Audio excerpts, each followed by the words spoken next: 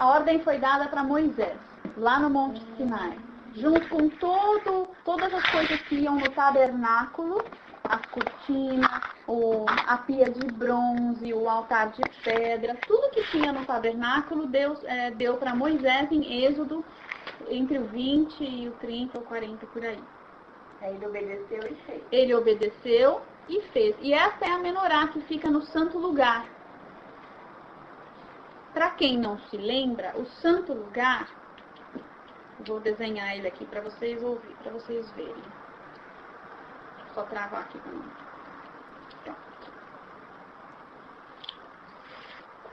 Imagine que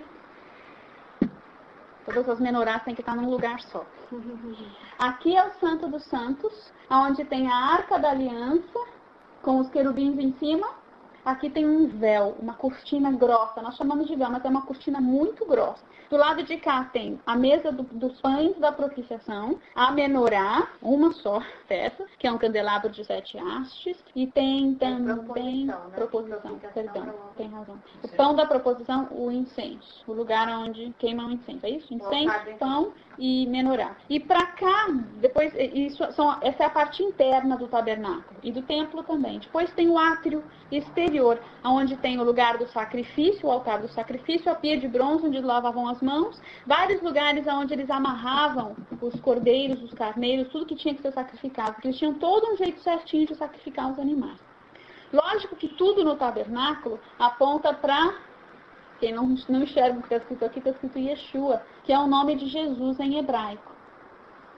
E ele o sangue do cordeiro veio sobre o assento propiciatório, que é a tampa que está sobre a Arca da Aliança, onde estão os querubins. Tudo que tem aqui aponta para Jesus. Os pães, ele é o pão da vida. A luz do mundo. Essas luzes, esse candelabro, ele não podia jamais se apagar. Ele tinha que sempre, a luz que saía dele tinha que estar sempre acesa. Lógico que não eram velas, era azeite, era óleo, com aquele wick especial, aqueles paninhos, não sei como chama, em português, e os sacerdotes tinham que manter aquilo tinham que manter aquilo aceso todos os dias. Vamos ler um texto antes de continuar. Vamos abrir nossas Bíblias em Êxodo 23.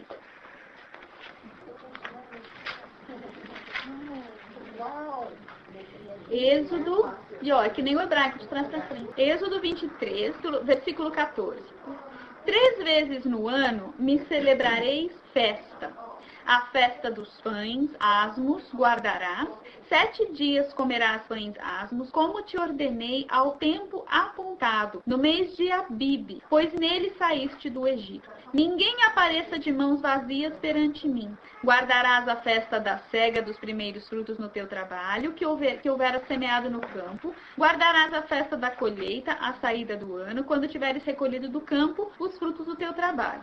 3 vezes no ano, todos os teus homens aparecerão diante do Senhor Deus. Levítico 23. Disse o Senhor a Moisés: fala aos filhos de Israel e dize-lhes: as festas do Senhor que proclamareis como santas convocações são estas.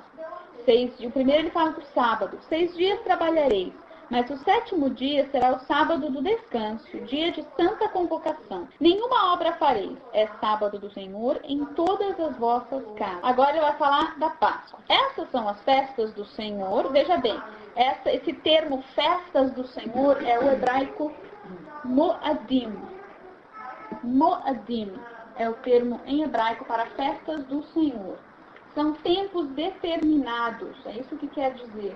Chamamentos à santidade. Então, no hebraico, esse termo que está traduzido para nós, festas do Senhor, é Moadim, que quer dizer chamamentos do Senhor à santidade. São tempos de convocação, são tempos para que o povo congregue e comemore algo que ele vai especificar para cada festa. Então, não são festas judaicas, são festas bíblicas. Mas, porque estão na lei, e os judeus guardam a lei, nós chamamos hoje de festas judaicas. Mas Jesus é a lei, e ele é o verbo vivo. E ele disse que nós deveríamos guardar essas leis eternamente. Porque essas leis não, essas festas. Por quê? Porque tudo no tabernáculo, tudo no templo e tudo nas festas aponta para o Messias Jesus. Então, anualmente, se nós cristãos comemorássemos as festas bíblicas, nós conheceríamos muito mais do nosso próprio Messias, do nosso próprio Cristo, do próprio Jesus, porque todos os ensinamentos e toda a característica da festa aponta para Ele. Vamos continuar. Essas são as festas do Senhor, as santas convocações que proclamareis no seu tempo determinado, ou tempo apontado, ou tempo instituído, estabelecido e decretado. Esses são os sinônimos para essa palavra do tempo determinado no hebraico. Versículo 5. No primeiro mês, aos 14 do mês, que primeiro mês é esse? É o primeiro mês que Deus disse que seria o primeiro. Deus disse que o primeiro mês seria esse mês de Abril, que foi o mês em que eles saíram do Egito. Deus falou para o povo de Israel na terra, quando eles estavam no Egito, ele falou assim, olha, esse dia que vocês estão saindo do Egito, vai mudar todo o calendário. E nesse dia em que vocês saíram, vocês vão comemorar um negócio chamado Páscoa. No original hebraico é Pesach. Vocês vão comemorar essa festa chamada Pesach, porque esse vai ser o dia mais importante, ou um dos dias mais importantes para vocês. Então eu quero que o meu calendário comece com Pesach. Nós sabemos que em Pesach, na Páscoa, o Cordeiro de Deus que tira o pecado do mundo foi imolado. Assim como lá no Êxodo, foi imolado um cordeiro, foi passado sangue do cordeiro aos umbrais das portas e o povo saiu do Egito. Hoje nós sabemos que Jesus, o Messias, o Cristo, é esse cordeiro de Deus que foi imolado para que nós pudéssemos sair do mundo, caminharmos em direção à luz do reino. Por isso é um dia muito importante e o calendário nosso espiritual deveria começar no dia de Pesach. Aos 15 dias desse mês, versículo 6, é a festa dos asmos do Senhor. Durante 7 dias comereis pães asmo. No primeiro dia tereis santa convocação, nenhuma obra servir fareis. Então, como ia funcionar essa primeira festa? Na primeira festa, na verdade, Pesach e Pães Asmos são festas que acontecem juntas, a gente vai entender. Aconteceria no primeiro dia da festa a santa convocação. Esse primeiro dia seria a festa, começaria a Páscoa. E durante 7 dias, esses 7 dias nós chamamos de pães asmos. Por quê? Porque eles saíram do Egito e não deu tempo de fermentar, de levedar. Então tudo que eles comiam era pão sem fermento. Pão asmo é um pão sem fermento. Durante 7 dias apresentareis oferta queimada ao Senhor. E aos 7 dias haverá santa convocação. E nenhuma obra serviu farei. Então, vamos ver a representação aqui para nós lembrarmos que a menorá vai nos ajudar a aprender a respeito dessas festas. Vamos aprender aqui com a menorá. A menorá vai nos ensinar sobre essas 7 festas bíblicas que o Senhor instituiu. A primeira, no dia 14 de abril, é Pesach, Páscoa. Depois de 7 dias, nesses 7 dias nós comemoramos pães asmos, é a segunda festa. E a terceira festa nós vamos ler agora. A festa dos pães asmos começa com o primeiro dia da Páscoa. Então tem a Páscoa, que é um dia 14. Depois são 7 dias de pães asmos em seguida. E agora a terceira festa é a festa das primícias, que está ali no versículo 9. Disse o Senhor a Moisés, fala aos filhos de Israel e diz, quando entrardes na terra que vos dou, fizerdes nela a ceifa, a primeira colheita que eles vão fazer, trareis um molho das primícias da vossa ceifa ao sacerdote. Ele moverá o molho perante o Senhor para que sejais aceitos. Engraçado, né? Ele pegava aquele feixe da colheita, aquele monte de trigo, aquele monte de grão, né? Você vai lá e colhe, e ele movia diante do Senhor. E naquele mover, o Senhor olhava e falava, aceito ou não aceito a tua oferta. Interessante, porque muitas vezes quando nós estamos dançando, quando nós estamos adorando, Deus nos faz simplesmente nos mover. E nós somos uma oferta diante dele, uma oferta viva.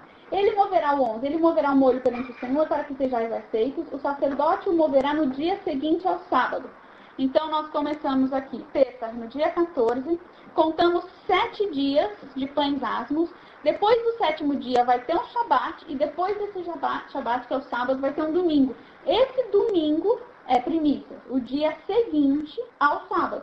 Agora, para os desavisados, quando começa o dia hebraico? Ao pôr do sol. O pôr do sol. Então, o dia hebraico, ele é de pôr do sol a pôr do sol. Então, assim que terminou o Shabat, o sábado, ao pôr do sol, o domingo começou no pôr do sol do sábado. Então, o domingo não começou meia-noite. O domingo começou por volta de 6. Como estava na primavera, imagino que 6h30, 7, até um pouquinho mais, porque eles estão pertinho do Equador. E nós estamos falando de Israel. Tudo isso aqui aconteceu em Israel. Então, para eles, essas são as festas da primavera. As primeiras 3 festas. As primeiras 4 festas. Na verdade, a próxima vai ser no verão. Então, olha só, são 7 festas bíblicas. A primeira é Pêssar, no dia 14 do primeiro mês. Depois nós temos 7 dias, onde comemoramos pães asmos. Depois desse 7º dia, que vai ter um sábado, e no domingo em seguida, que começa no pôr do sol do sábado, nós temos festa das primícias. Essas são as primeiras 3 festas bíblicas. Por que essas festas bíblicas são comemoradas ainda hoje se elas estão no Novo Testamento, no Velho Testamento? Porque Jesus morreu nesse exato dia. Jesus foi para a cruz como o Cordeiro de Deus que tira o pecado do mundo no calendário judaico do ano que Jesus morreu. Ele morreu exatamente na sexta-feira. Na sexta-feira não, perdão. Provavelmente foi uma quarta-feira. Quarta ou quinta. Ele morreu no dia 14. Por quê? Porque no calendário judaico essa festa ela é fixa. Não um dia da semana, mas um dia do mês do calendário lunar, que é o calendário bíblico, que Deus instituiu. Eles seguiam a lua, eles não seguiam o sol. Asmos, pães asmos, Jesus morreu, ele ficou sepultado, sem fermento, ele ressuscitou exatamente no fim do Shabat, início do domingo daquela noite, e ele é o nosso descanso. No 7º dia Deus descansou, e no 7º dia Jesus ressuscitou. No fim do 7º e no começo do primeiro. Primícia. E nós temos uma 4ª festa, que acontece 50 dias depois da festa das primícias. Vamos ler a respeito dela? Versículo 15. Contareis 7 semanas completas, a partir do dia seguinte ao sábado, que é esse das primícias, que é o domingo, desde o dia em que trouxerdes o molho da oferta movida, 7 semanas inteiras serão. Então são 7 semanas a contar daquele domingo de primícia. 7 semanas são 49 dias. Aí, no dia seguinte, que é o 50º dia, contarei 7 semanas completas, a partir do dia seguinte ao sábado, desde o dia em que trouxeres o molho da oferta movida, 7 semanas inteiras serão, até o dia seguinte ao 7º sábado. Então, mais um dia. Contarei 50 dias. Então, apresentarei nova oferta de cereais ao Senhor. O que é Pentecoste? 50 dias. Pentecoste.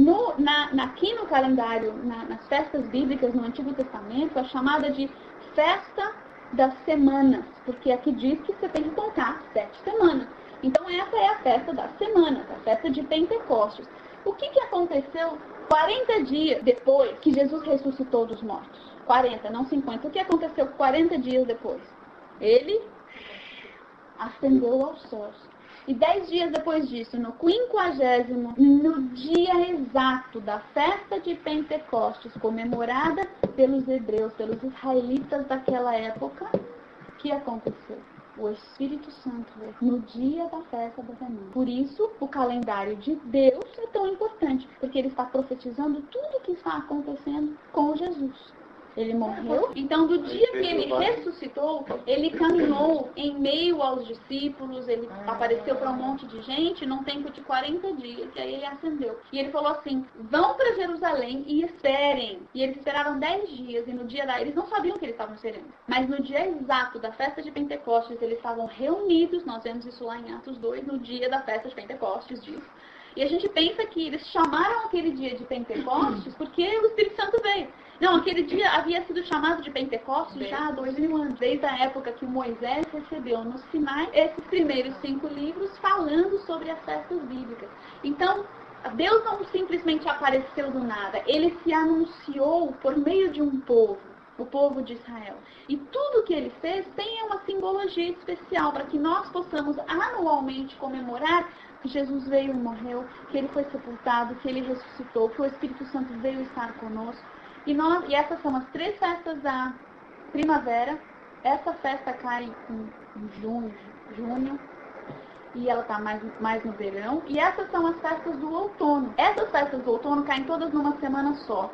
E há quem diz que elas já se cumpriram, há quem diz que elas não se cumpriram, mas como nós ainda não vimos Jesus em carne e osso descer sobre o Monte das Oliveiras, vamos falar sobre essas 3 festas e o que nos aguarda, ou o que já passou. Eu acho que ainda vai passar, né? Vamos falar das próximas 3 festas, então. Versículo 26. Disse o Senhor a Moisés: o dia 10 deste 7º mês, então lembra, primeiro mês, aqui vai cair mais ou menos no segundo, terceiro mês. Agora no 7º mês, tem um espaço, e agora temos o 7º mês. No primeiro dia do 7º mês, será o dia da expiação. Tereis santa convocação, afligireis as vossas almas e oferecereis oferta queimada ao Senhor. Nesse dia nenhum trabalho fareis, porque é o dia da expiação, para fazer expiação por vós perante o Senhor vosso Deus. Toda pessoa que nesse dia não se afligir será eliminada do seu povo. Toda pessoa que nesse dia fizer algum trabalho, eu a destruirei do meio do seu povo. Nenhum trabalho farei. É estatuto perpétuo pelas vossas gerações em todas as vossas casas. Sábado de descanso solene. Isso não quer dizer que vai cair num sábado. Esse sábado quer dizer que é um sábado festivo. Em qualquer dia da semana que chamar, porque ele é um dia de abstinência total de trabalho, ele também é chamado de Shabat. Ele também é chamado de sábado. É estatuto, o quê? Temporal? É estatuto até Jesus voltar? É estatuto quando eu estou com vontade? Não. Por estatuto perpétuo pelas vossas gerações em todas as vossas casas. Eu estava lendo de novo o 31. Sábado de descanso solene vos será e afligireis as vossas almas. Aos 9 do mês, à tarde, de uma tarde a outra tarde, celebrareis o vosso sábado. Até hoje em Israel, para tudo nesse dia. E por medo de invadir o dia, de começar à tarde, de começar cedo, eles juntam 2 dias de uma vez. E na diáspora, nos lugares onde há judeus morando fora de Israel, eles comemoram vários dias antes e dias depois, porque eles querem comemorar o dia que está acontecendo em Israel. Então, se eles estão lá no Oriente, eles têm que começar muito antes, porque eles comemoram o dia deles, o dia 1º do 7º mês deles, e eles querem comemorar junto com o calendário de Israel, então eles continuam até ser o dia 1 do mês 7 aqui em Israel. E para quem está lá no Ocidente, eles comemoram o de Israel e continuam até passar o dia com eles. Então, às vezes, vira 48 horas. E é tão sério. Eu lembro que uma vez eu estava lá em Israel e eu cheguei na Galileia de ônibus com uma mochilona enorme nas costas, aquelas assim, maior que eu, de 11 quilos. E eu cheguei e o último ônibus. Perdi o último ônibus que ia para o albergue que eu ia passar, onde eu ia estar em Yom Kippur. O nome dessa festa é Yom Kippur, o dia da expiação. E para tudo. No lugar onde eu fiquei hospedada, não serviam refeições. Você já pagava antes, eles já te davam uma marmitinha de coisas que durariam 2 dias, tranquilo, porque não ia ter ninguém trabalhando, de jeito nenhum. E quando passou aquele último ônibus, 1 dia e meio antes do dia, eu o saudei de longe. E saí andando por uma cidade, né? Que era bem ali no Mar da Galileia. No Mar da Galileia, aqui está o Rio Jordão. Aí eu achei uma bicicletaria que tinha bicicletas para alugar e ainda estava aberta. Eu não vi muita bicicleta, gente. Eu achei que eu estava nos Estados Unidos, no Canadá, quando tem aqueles lagos enormes, né? Que tem aquele calçadão preparado para você andar de bicicleta. O moço me ajudou a amarrar, para não ficar com peso nas costas, ele me ajudou a amarrar aquele negócio enorme na garupa da bicicleta. Sabe como aquilo ficou? E a Márcia pegou a estrada. Pedalou.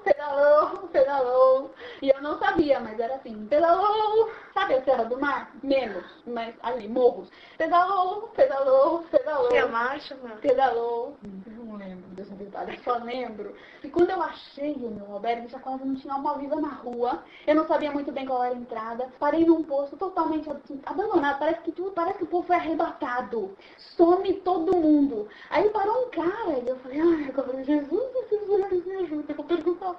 Essa é a entrada pro tal do albergue? Falei, deixa, um negócio assim, não lembro direito o nome do lugar. E ele falou, assim, eu cheguei no lugar encharcada dos pés à cabeça. Eu tirei foto para ver a diferença da cor da camisa, que ainda tinha lugares secos. Dava para ver. Mas, coisa mais imbecil que eu já fiz na minha vida. Mas eu não sabia que parava tudo. é tão sério que para tudo. Os ônibus param bem antes, porque os motoristas têm que estar prontos, eles têm que chegar em casa, fazer todas as coisas pertinentes à preparação, da santificação do corpo, blá, blá, blá. O pessoal, os ortodoxos, correm para arrumar tudo, porque a mulher não vai poder cozinhar, eles não vão poder acender luz, eles não vão poder fazer nada. Então já colocam tudo nos timers, acende luz, apaga a luz, tudo sozinho, porque eles não podem fazer nada. Está dentro do jeito que eles acharam que para eles não violam. Isso, no coração deles, eles não estão violando o não trabalhar. E como nós às vezes não definimos, né? Às vezes a gente não sabe quais são os boundaries, quais são os limites. Então, será que isso é trabalho? Será que eu ligar, acender uma luz e apagar uma luz é trabalho? Alguém achou que talvez fosse, então foram lá. Então ninguém pode acender luz, apagar luz dentro daqueles que creem dessa maneira mais rígida. Então tem todo um trabalho. A mulher, eu acho que trabalha a semana inteira para deixar a casa perfeita e a comida certinha. Aliás, todo sábado é um dia muito cansativo. Toda sexta-feira, toda quinta para sexta e sexta de manhã é um dia bastante cansativo na vida de uma mulher judia. Porque ela tem que deixar tudo pronto para sábado, onde nada acontece. Porque mais todo mundo come, tem necessidades e etc. Então ela tem que deixar tudo prontinho para não se esforçar muito. Lógico que nós estamos debaixo da graça, nós podemos fazer as coisas, mas nós violamos o sábado por exagerar na graça. Muitas vezes, muitos judeus exageram na lei, e nós, por outro lado, exageramos na graça. Porque nós somos livres. Deus nos deu liberdade, mas nós transformamos essa liberdade em libertinagem, muitas vezes.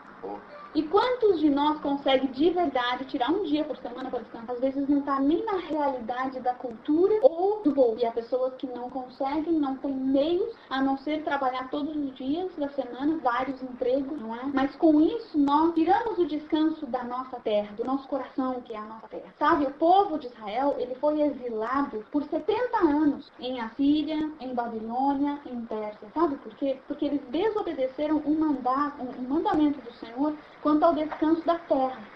A terra tinha que descansar, a cada 50 anos tinha que ter um ano inteiro de descanso para a terra. Agora, se você é um bom agricultor, você vai fazendo o seu rodízio da terra e a terra está sempre descansando. Mas se você não é um bom agricultor que entende que a terra precisa descansar e desobedece os mandamentos do Senhor, que na verdade são para a vida, não para, ai, que Deus chato, que Deus mal, porque não pode nada, não pode isso, não pode aquilo. Não, Deus sabe e estabeleceu princípios espirituais e nos dá limites para que nós não rompamos com esses limites espirituais, esses princípios espirituais. Porque quando nós quebramos os princípios espirituais, a condenação que acontece no mundo espiritual vem sobre nós. Porque o pecado a gente muitas vezes não... A consequência do pecado nós não tocamos, não cheiramos, não enxergamos, não ouvimos, mas ele existe. Porque Deus falou que não era para fazer algo, porque alguma coisa no mundo espiritual ia acontecer que nos machucaria. Por exemplo, por que nós temos AIDS no mundo hoje? Porque o mundo desobedeceu um mandamento de Deus, que dizia, não é para você ter sexo fora do casamento, não é para você adulterar, é para você ter um companheiro. E isso evita muitas doenças.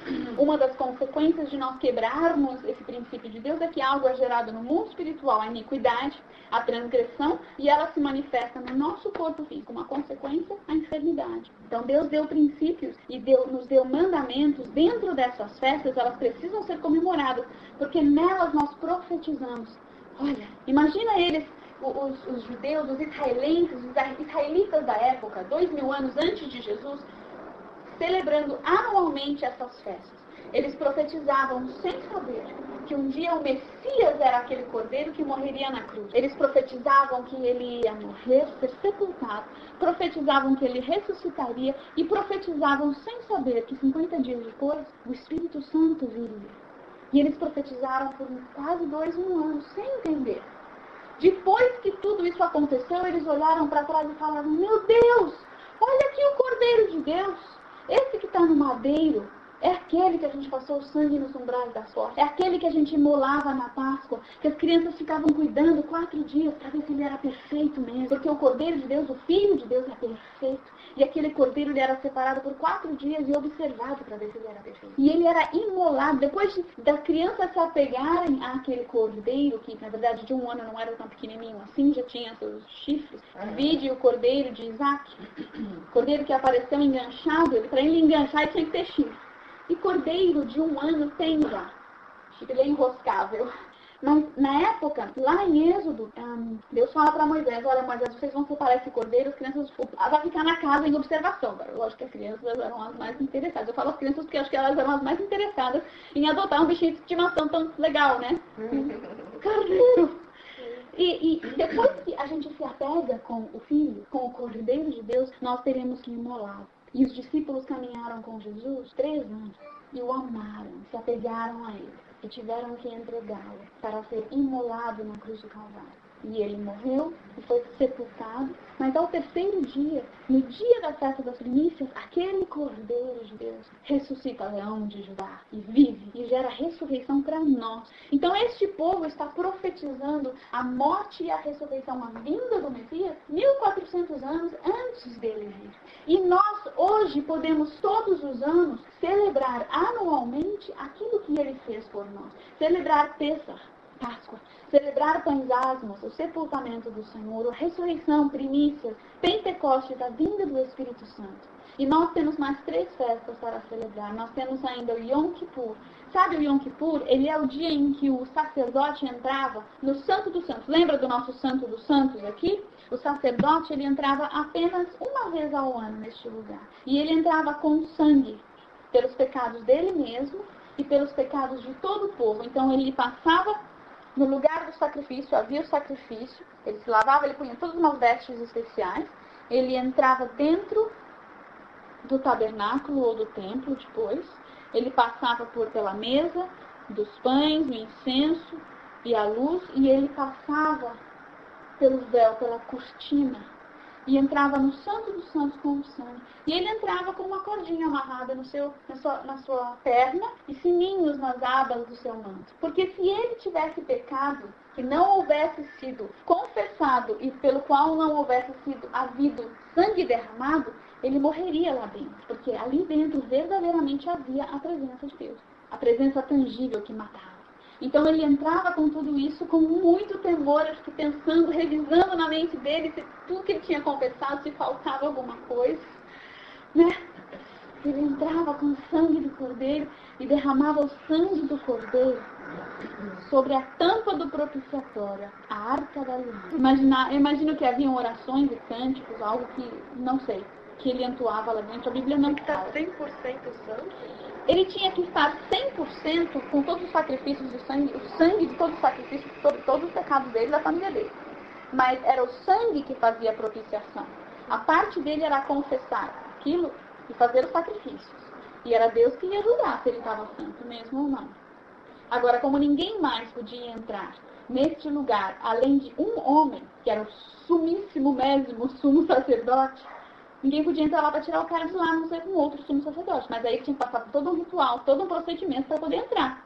Então era mais fácil. Parou de tremer os sininhos, porque a cordinha, nós sabemos historicamente, porque deve ter morrido alguém lá dentro. Quem consegue, né? Nós sabemos, hoje nós sabemos que o sangue de bodes, de cabras, cordeiras, de cordeiros e ovelhas, não nos santifica. Mas tudo aquilo era necessário porque apontava para Jesus, cujo sangue sim seria suficiente para perdoar todos os nossos pecados. Então, nesse dia, dessa quinta festa de Yom Kippur, perdão, vamos voltar então no 24. 23, 24. Disse o Senhor a Moisés: dize aos filhos de Israel, no 7º mês, ao 1º do mês, tereis descanso solene, um memorial com trombeta, com som de trombeta. Então, essa é a quinta festa. Som da trombeta, que nós chamamos de Yom Teruah, santa convocação. Nenhum trabalho servil fareis, mas trareis oferta queimada ao Senhor. Então, essa quinta festa é Yom Teruah, que é a festa das trombetas. Que era um dia em que uma trombeta, um shofar, nos tempos bíblicos, as trombetas, muitas delas eram assim. E haviam vários toques diferentes. Esse dia era o dia em que eles tinham que tocar a trombeta. Festa das trombetas. Em seguida, no dia 10 dias depois. Então vamos lá. Aqui, a quinta festa é no 1º dia do 7º mês. A sexta festa, que é o Yom Kippur, é 10 dias depois. 10 dias depois. E a próxima e última festa é a festa dos tabernáculos, que é 5 dias depois. Então é no 1º dia do mês, no 10º dia do mês, no 15º dia do mês. Então é tudo num mês só. No nosso calendário cai entre setembro e outubro, quase todo ano, nessa data. Mas no calendário hebraico não muda. É sempre o tal do 7º mês, dia 1, dia 10, dia 15. Vamos ver sobre a festa dos tabernáculos? Disse o Senhor a Moisés: dize aos filhos de Israel, aos 15 dias deste 7º mês, será a festa dos tabernáculos ao Senhor por 7 dias. No primeiro dia haverá santa convocação, nenhum trabalho servil farei, e durante os 7 dias oferecereis ofertas queimadas ao Senhor, e no dia 8º tereis santa convocação. E apresentareis ofertas queimadas ao Senhor. É dia solene, nenhum trabalho servil farei. Interessante, né? Parece que Deus gosta de o dia seguinte. Ele dá 7 mais 1. E a festa dos tabernáculos, ela é assim. Ela começa no dia 15, você conta 7 dias e mais 1. E esse 8º dia, ele é conhecido como o grande 8º dia, o grande dia da festa.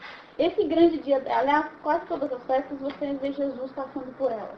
Vê que ele foi ao templo, que ele celebrou, que ele subiu a Jerusalém, que ele não morava constantemente em Jerusalém. Ele morava em Cafarnaum, onde ele tinha o quartel-general. Na infância ele morava em Nazaré. Menorzinho ainda ele morava em Belém. E em alguma época inóspita ele morou no Egito. Jesus morou em vários lugares na vida dele. Mas uma coisa muito interessante, não quero me prolongar muito porque não temos tanto tempo. Mas uma coisa muito interessante é que diz a palavra que haverá um dia de toque de trombeta e no livro de Apocalipse há muitos toques de muitas trombetas, e a primeira trombeta, a segunda, a terceira, a quarta, a sétima trombeta. E essa festa, a festa das trombetas, creio que é pertinente a uma trombeta muito especial. Um dia quando todos ouvirão as trombetas tocando. Um dia que anunciará o retorno do Messias, ou o reinado do Messias. Não sei, hoje eu já tive toda uma teologia a respeito disso e eu não vou compartilhar porque eu acho que tudo isso está mudando na minha cabeça. Então, cada um que leia por si e compreenda. Eu creio que Jesus já está reinando entre nós. Ele já reina, ele já é rei do Senhor do Senhor, ele já é leão de Judá. Mas há um dia que eu creio que é físico, que ele pisará naquele monte das oliveiras. E que algo muito tremendo acontecerá naquele dia. Eu não sei se esse dia é o dia de Yom Kippur, anunciado pela festa das trombetas, e que tocarão trombetas no primeiro dia e 10 dias depois. Sei lá, Jesus subiu e 10 dias depois o Espírito Santo veio.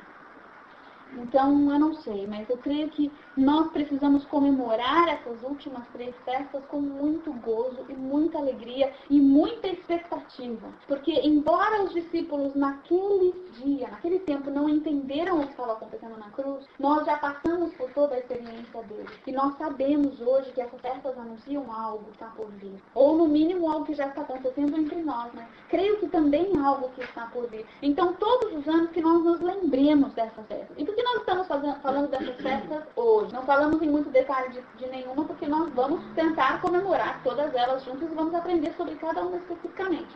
Mas, porque semana que vem acontece uma festa que não é nenhuma dessas que nós falamos aqui. Mas, além dessas festas que estão aqui no Pentateuco, que estão na Torá, nos primeiros 5 livros da Bíblia, há ainda mais 2 festas que acontecem no decorrer do ano. Para o calendário hebraico, para o calendário bíblico, que nós deveríamos observar também, Pêssach é a primeira, Purim é a última. Mas no nosso calendário ocidental, Purim é a primeira, porque ela acontece agora, semana que vem. E em seguida, um mês depois, algumas semanas depois, vem Pêssach. Mas Purim é semana que vem e a gente vai comemorar Purim semana que vem, já que eu vou estar aqui ainda. Então a gente vai dar uma pincelada em todas para a gente saber o que está acontecendo. A próxima festa, depois de Tabernáculos... Purim é o que mesmo? Peraí que eu já chego lá. Só vou falar de mais uma e aí eu chego nela e aí a gente vai acender as velas. Tabernáculos, depois de Tabernáculos tem a festa das luzes. Como que chama mesmo? Hanukkah. É a festa que aconteceu no tempo intertestamentário. Nos 400 anos de silêncio de Deus. Entre o Novo Testamento e o Velho Testamento tem 400 anos. Nesses 400 anos aconteceram algumas revoltas entre os judeus que estavam em Israel e Roma, e Grécia, e aqueles impérios da época. E nesse período aconteceu um milagre. Eles retomaram o templo de Jerusalém, que havia sido profanado, e começaram a limpar tudo. E eles falaram, meu Deus, a gente precisa dos incensos, a gente precisa acender as velas, mas havia todo um procedimento kasher dentro das ordenanças dos rabinos e sacerdotes e mestres da época, e muito antes dele, de como o óleo tinha que ser preparado para o óleo ser considerado santo e adequado para ser colocado dentro do santo lugar. E não dava tempo. Eles chegaram lá e eles falaram, a gente espera os dias a gente espera fazer o óleo para acender, ou a gente acende agora com esse pouquinho que tem, que só dá para um dia. Acho que vocês davam de 8 dias para fazer o óleo. Acho que era isso, né? Então eles pegaram aquele pouquinho de óleo e falaram, não, Deus nos trouxe aqui agora, nós vamos limpar isso aqui agora, nós vamos acender esse negócio aqui agora, e seja o que Deus quiser. E a gente corre para fazer o procedimento de mais óleo. Então eles acenderam a menorá, porque a Hanukkah veio depois, quando deu os dias da festa. Mas eles queriam acender a menorá. Então eles acenderam a menorá e ela ficou acesa 1 dia, 2 dias, 3 dias, e o óleo foi multiplicando e multiplicando. E ele multiplicou tanto que ele deu tempo deles fazerem mais óleo e a luz não se apagou mais. Eles conseguiram manter as velas acesas. E foram 9 dias, é isso?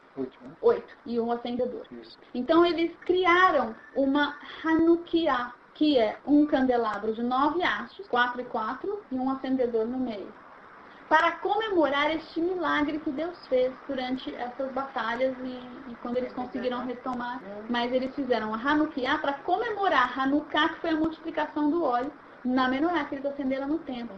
E essa festa acontece em dezembro, mais ou menos. E que é muito mais adequado do que o Natal, né? Festa das luzes. Jesus é a luz do mundo. E sem contar que Jesus não nasceu no dia 25 de dezembro. Depois de Hanukkah vem Purim. No nosso calendário, no calendário hebraico, Purim é a última festa do ano do calendário bíblico. Porque começa com Pessach. Tem todas essas festas. Aí tem Hanukkah, que acontece nos 400 anos intertestamentários.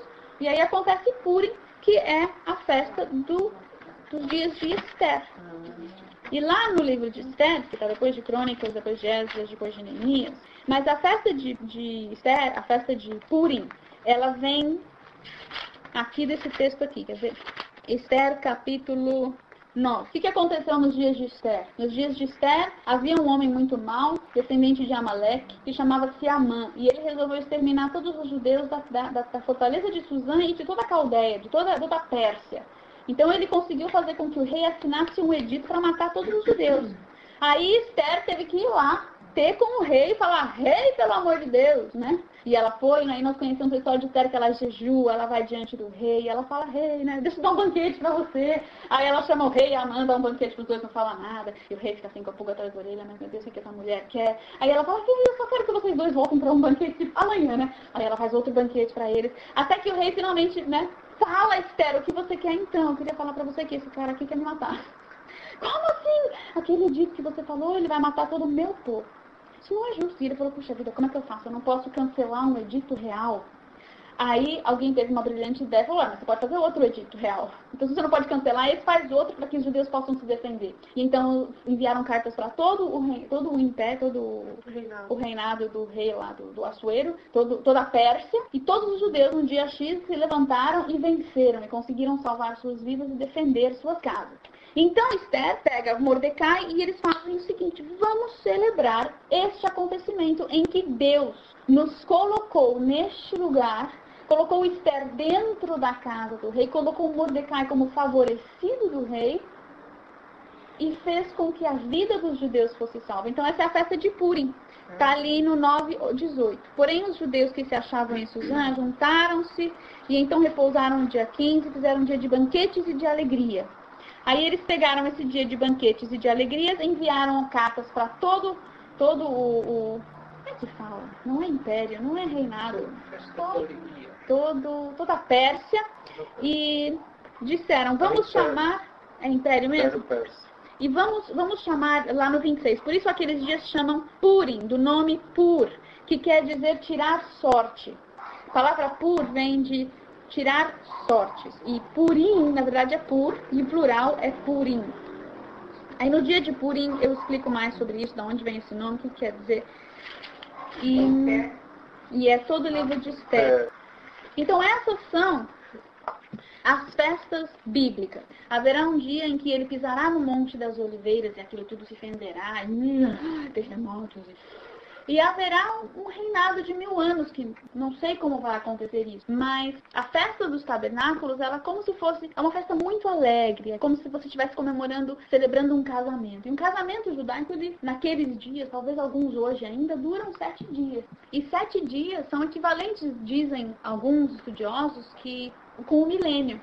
Os 1000 anos do reinado de Cristo. Aqui na terra, visível, tangível, cheiroso, gostoso, abraçável. O autor, ele interpreta essa festa da trombeta e ele não vê como esse dia do arrebatamento. Muita gente, quando fala de trombeta, já logo acha que é o toque das trombetas, que nós vamos subir e encontrar com ele. Mas ele fala que essa festa é a única que não é na lua cheia. Ela é na lua nova. Todas as outras são em lua cheia.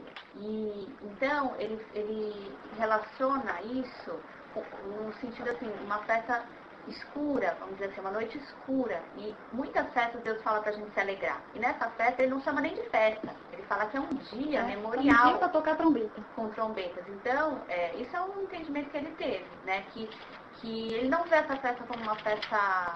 Porque essa trombeta, se fosse o dia do arrebatamento, seria uma coisa que Deus falaria pra gente se alegrar, né? Mas ele não vê essa festa como... Ele vê algo como um memorial, algo até muito mais sério, assim. Talvez dias como nós estamos vivendo hoje, porque nós já passamos o Pentecostes, já há um bom tempinho, e hoje João Batista está aí, né? Assim, chamando, tocando a trombeta para o arrependimento. Não parou. O chamado de João Batista não parou. Não João Batista a pessoa, que já morreu, mas o espírito de Elias, que é o espírito de João Batista. Então, a gente chega lá. Achei interessante. Muito legal, né? Eu não creio que seja a trombeta do arrebatamento também. E mesmo se for, eu não creio que o arrebatamento é para ficar. Eu creio que o arrebatamento é para encontrar com ele nos ares e ele vem com o exército para guerrear. Então, cada um de nós tem uma visão completamente diferente de acordo com, sei lá, com o que a gente teve de entendimento. Por isso que a gente não pode ter caixa.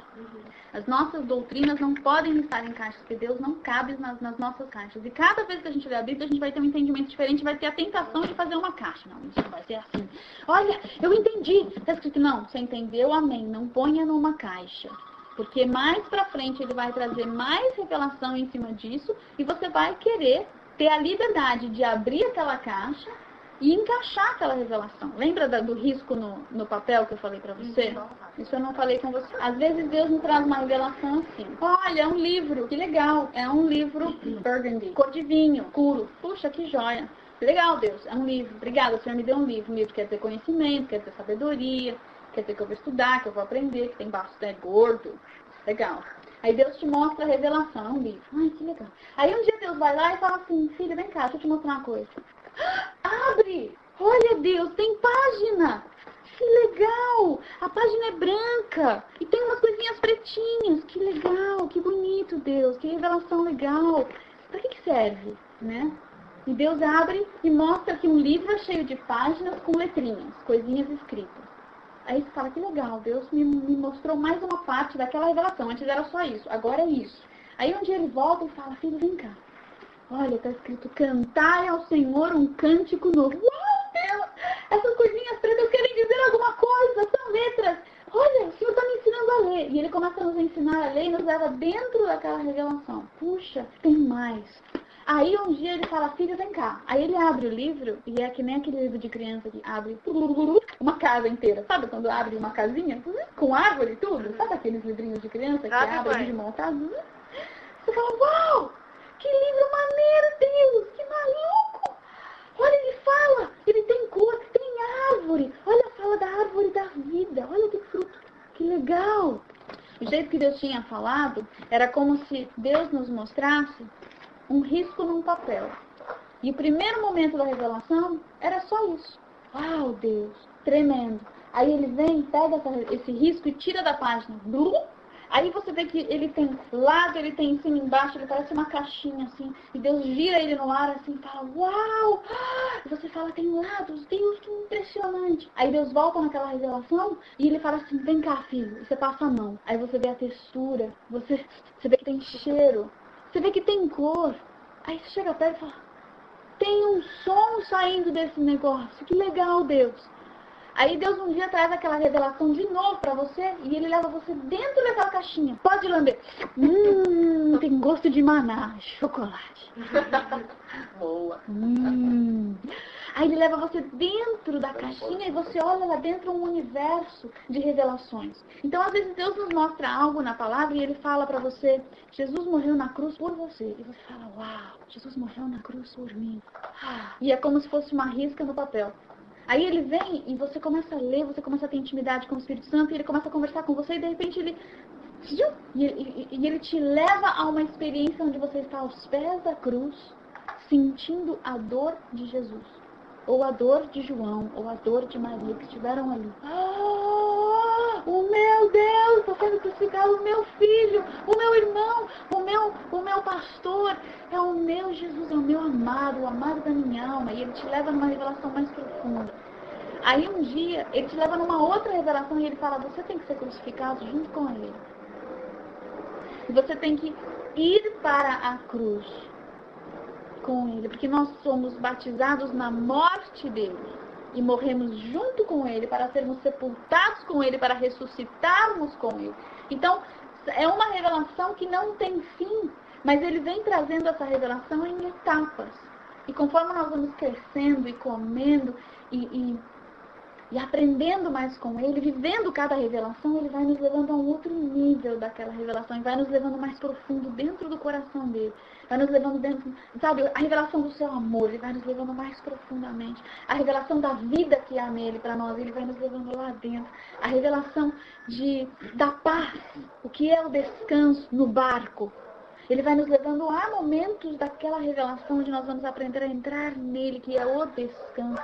Para que de nós haja descanso e nós cheguemos para a tempestade e digamos, aquieta-te, vento, ondas, acalmem-se.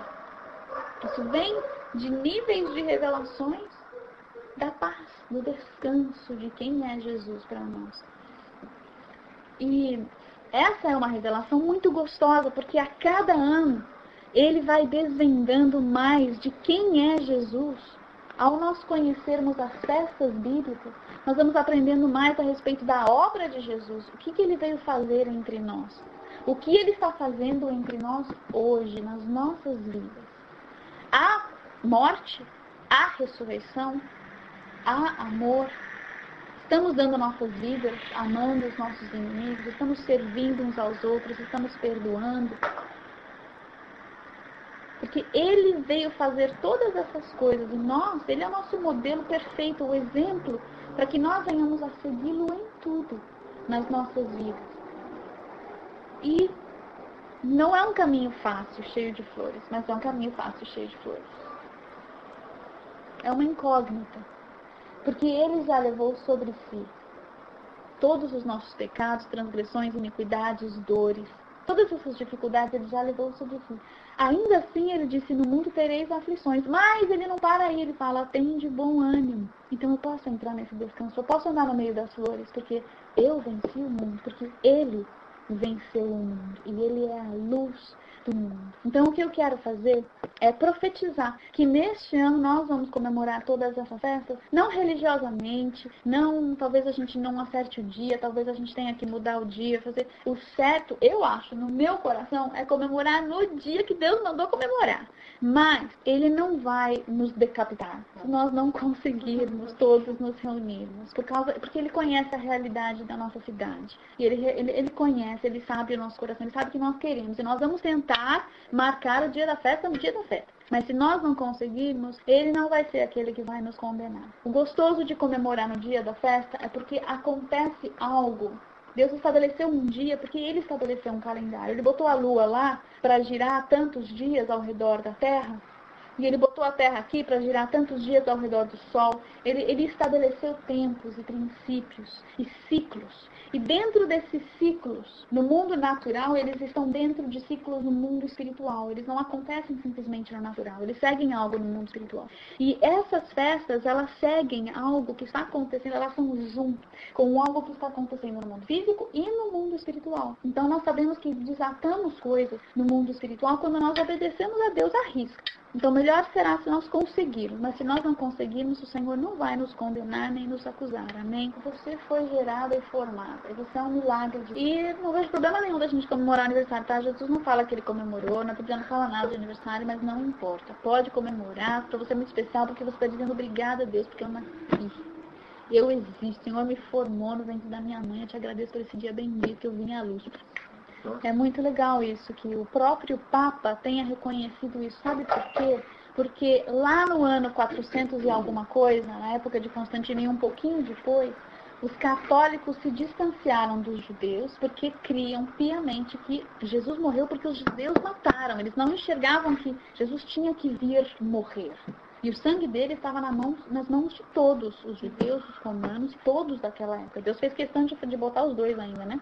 Os judeus que gritaram crucifica e os romanos que lavaram as mãos, que poderiam ter não lavado as mãos. Mas nós todos matamos a Jesus. Mas os católicos, a igreja, os bispos de uma certa época, eles foram tão terríveis que eles falaram, nós não vamos mais comemorar as festas dos judeus. Eles esqueceram que estava na Bíblia. Então eles resolveram mudar o sábado para o domingo, mudaram o dia da Páscoa, chamaram de outras coisas. Em outros países, o nome da Páscoa é segundo o nome de uma deusa, falsa deusa chamada Ishtar. Então ficou Easter. E nós comemoramos com ovos de Páscoa, que comemoram essa Ishtar, que é uma deusa, falsa deusa da fertilidade. Então, ovos, fertilidade, coelho, fertilidade. E, infelizmente, a igreja cristã, em sua grande maioria, adotou totalmente pagão. A data da nossa Páscoa, calculada com o carnaval e etc., tudo vem de rituais e coisas pagãs, porque o império que era pagão se converteu ao cristianismo, mas eles não conseguiram fazer com que todas as festas pagãs fossem canceladas. Então, eles mantiveram as datas, maquiaram o nome e mudaram algumas coisinhas para ver se encaixava. Por exemplo, o Natal. O Natal não é comemorado na Bíblia. Nós temos festas bíblicas que Deus mandou, mas Ele não mandou você comemorar o nascimento de Jesus. E você comemora, sim, em tabernáculos, porque Ele veio tabernacular entre nós. Né? Mas nós não devemos idolatrar um Jesus criança que nunca cresce. E depende sempre de uma Madonna com Ele no colo. Né? Isso tudo vem de muitas religiões pagãs, onde sempre tem uma Madonna, uma mulher com uma criança, e são falsos deuses, e eles pegam e falam, essa é a Maria fulana, essa é a Maria ciclana, essa é a Maria beltrana. E a árvore de Natal também, que vem lá dos países nórdicos, onde eles enfeitavam as árvores nas florestas e dançavam ao redor das árvores, comemorando os duendes e outras coisas. Falsos deuses pagãos também. Então nós comemoramos muitas coisas sem saber. E Deus quer que nós comemoremos Ele. Oi? Como é que é? Ela falou das bolinhas. Eu já li, e não tenho certeza disso, mas falam que eram sacrificadas crianças, né? Tem aquele ídolo Moloch, que sacrificavam crianças a esse ídolo e tudo. Então, penduravam nas árvores. Penduravam as cabeças nas árvores. Amiga, sabe, Middle Ages, né? aquelas coisas de Idade Média, aquelas coisas macabras que a gente lê, isso tudo é verdade, isso aconteceu. E muito do que é bonitinho hoje, cristal, brilhante, veio dessas coisas. Sabe onde nasceu o futebol? Lá com os maias, chutando cabeça, gente. Futebol é maravilhoso, gente. Pode continuar jogando futebol, tá? Mas a origem do futebol, eles usavam cabeça de gente pra jogar bola. Porque é bom a gente não idolatrar, né? O futebol é bom só. Sobre Noel. O nome Noel, do Papai Noel, é Noel, não El, Deus, não Deus. El Shaddai, né? El Deus. Então é uma festa não Deus. Contra Deus, né? Diga não a Deus. Noel. Um homem que existiu na época que era bom.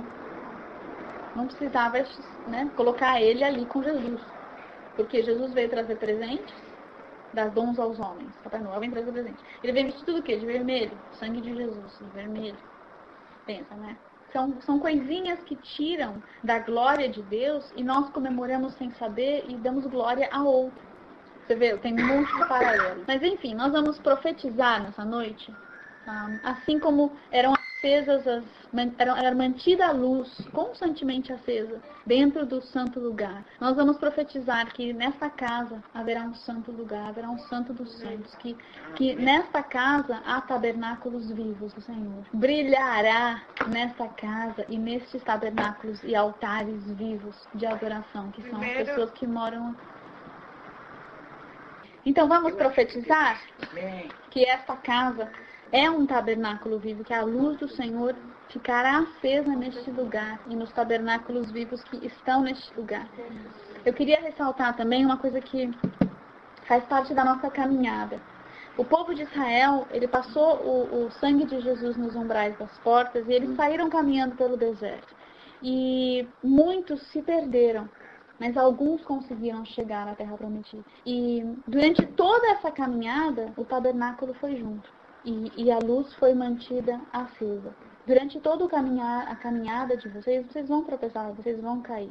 E jamais será Deus que as acusará. Jamais será Ele.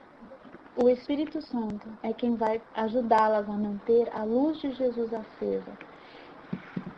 E ao invés da condenação do inimigo, que você ouve muito, que nós ouvimos muito, nessa nossa jornada, né, de tentar ouvir Deus, de aprender a ouvir, obedecer e seguir, se apaixonar por Ele, nessa jornada, quando nós cairmos, se nós cairmos, a nossa atitude não é de olhar para baixo. Ai, pobre de mim, a nossa atitude é olhar para cima, porque a gente vai ver a mão dele. Ele é o primeiro que estende a mão para nós, para que nós possamos nos levantar.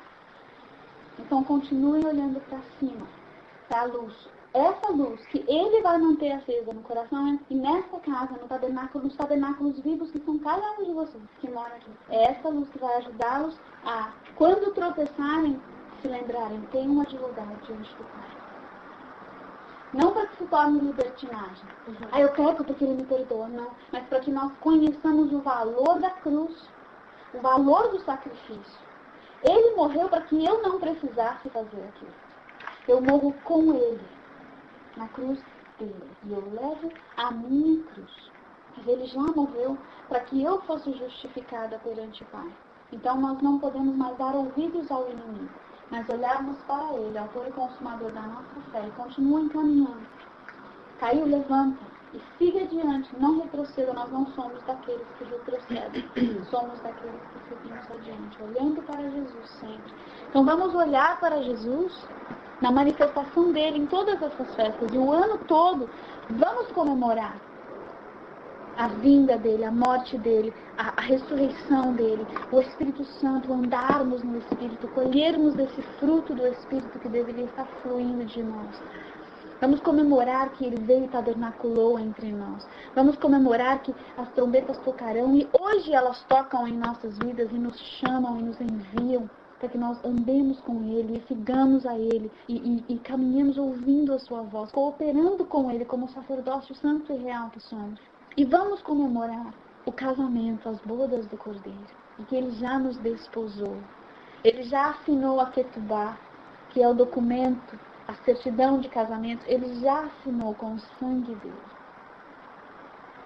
E nós é que precisamos nos guardarmos para o nosso esposo, andarmos com Ele, termos intimidade com Deus, ouvirmos a Sua voz. Sabe, Jesus não fazia nada sem olhar, sem ver o Pai. E Ele não falava nada sem ouvir. Isso é intimidade de filho. Nós precisamos ter intimidade de filhos e termos também intimidade de noiva, que somos a noiva. A esposa, a noiva e o cordeiro e o Espírito clamam. A noiva, o Espírito e a noiva, mas no original diz que é a esposa, né? O Espírito e a esposa dizem, vem Jesus, vem Jesus. Uma das traduções corretas para noiva, quase no último versículo de Apocalipse, é a esposa. Ele já foi para a cruz, Ele já nos desposou. E lá em Êxodo, o povo disse sim, nós aceitamos. E na cruz, Ele se casou conosco. Nós é que temos que entrar nessa aliança de casamento. O problema do hebraico, que não é um problema, o problema é nosso que não falamos hebraico, é que a palavra, ela, por falta do nosso vocabulário se encaixar no hebraico, nós temos várias traduções para a mesma coisa, como a palavra salvação, sozo, o grego sozo, e eu nem sei o que é salvação em hebraico. Mas Yeshua. Mas no grego do Novo Testamento, a palavra sozo, ela é traduzida perdão dos pecados, salvação, ela é traduzida libertação, ela é traduzida cura interior e cura de enfermidades. Tudo é a mesma palavra, sozo. Então, quando você fala, Jesus me salvou, quer dizer que Ele me salvou, Ele me curou, Ele me libertou, Ele me perdoou. Ele fez tudo isso numa palavra só. Mas nós temos 15 palavras para conseguir descrever a profundidade, a extensão do que é salvação, que é enorme. Então, você pode dizer que, por exemplo, Maria, quando ela ficou grávida de Jesus, José veio e falou assim, eu vou pedir carta de divórcio. Mas ela não estava casada, não tinha consumado o casamento, ela estava noiva. Mas no judaísmo, no hebraísmo, no biblicismo, o noivado já era tão bom quanto o casamento. Ainda que ele não tivesse sido consumado, para se separar um casal de noivos, era preciso ter carta de divórcio. Então, para você ter a carta de divórcio, você já está casado, né? Então, nós já estamos casados. Então, isso só para demonstrar a problemática do idioma, mas o Espírito Santo nos interpreta todas as coisas conforme nós buscamos. E ele vai desvendando a revelação, né? Mostrando cada vez mais profundo. Será que a gente vai conseguir? Bem-vindos na Ketubá, assinada pelo sangue do Cordeiro. Porque na Ketubá, que é um contrato, existia tudo que o noivo tinha que fazer para a noiva e tudo que a noiva tinha que fazer até o tempo estipulado para que ele viesse, voltasse para o casamento, para buscá-la. E aqui está escrito tudo que nós precisamos saber para nos prepararmos como noiva. E aqui também está escrito tudo que ele vinha fazer. E Purim. Hanukkah, o que é? Hanukkah é a festa das luzes, que aconteceu no período entre os 400 anos antes, entre o Velho Testamento e o Novo Testamento.